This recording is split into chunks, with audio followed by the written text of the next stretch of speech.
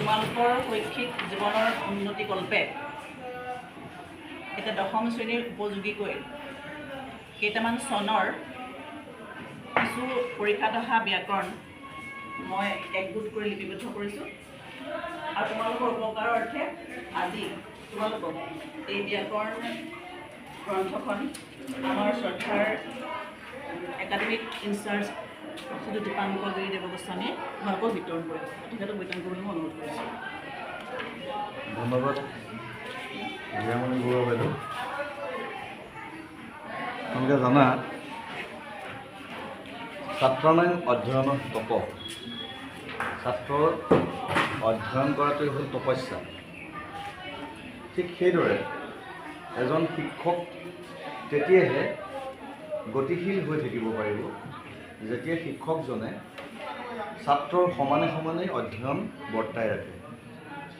একোজন শিক্ষকে পাঠ্যভিত্তিক বিভিন্ন ধৰণৰ গ্ৰন্থ প্ৰণয়ন কৰাৰ কথাটো এইটোৱে সূচায় যে শিক্ষকজনে অধ্যয়নৰ লগত এক নিবিড় সম্পৰ্ক স্থাপন কৰি নিজৰ গতিশীলতা, নিজৰ পৰিৱৰ্তনশীলতা, নিজৰ বিকাশক সমানে গুৰুত্ব দিয়াৰ লগতে ছাত্ৰ ছাত্ৰীৰ ডাঙৰ এটা উপকাৰ সাধন কৰিবলৈ সদায় অহৰহ প্ৰচেষ্টা কৰে।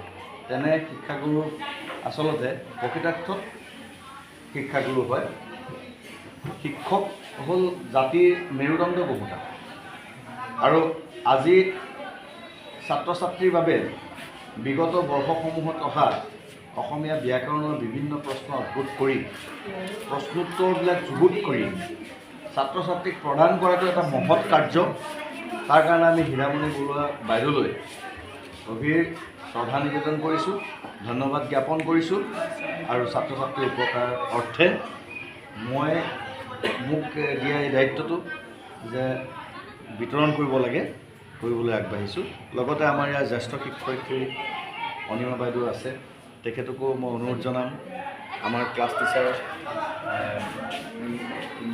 আছে, তেখেতকো অনুৰোধ জনাম আৰু লগতে পল্লৱী বাইদেউ আছে, তেখেতো অনুৰোধ জনাম। প্ৰত্যেকেই যাতে অন্ততঃ একপি একপি লৈ ছাত্ৰ ছাত্ৰীক বিতৰণ কৰিব পাৰে। ছাত্ৰ ছাত্ৰীসকলে এইখিনিতো লিখি ল'ব, যিখিনিয়ে নাপায় সম্পূৰ্ণভাৱে তেনেকৈ প্ৰতিষ্ঠা কৰি ল'লেও হ'ব। বহুত ভাল কথা, এটা হাত চাপৰি।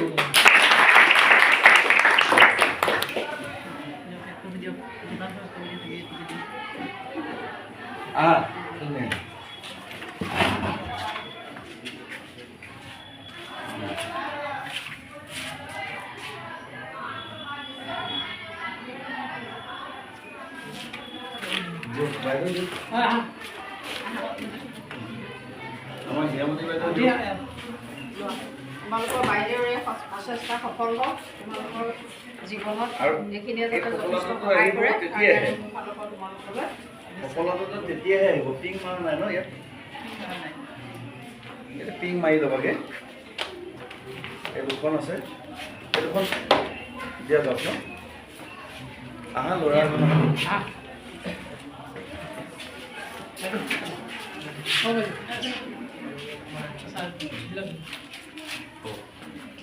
আৰু এজন এইখিনি বহুত কামত আহিব, বহুত কামত আহিব। তেওঁলোকে এতিয়া ব্যৱহাৰ কৰাহে কথা।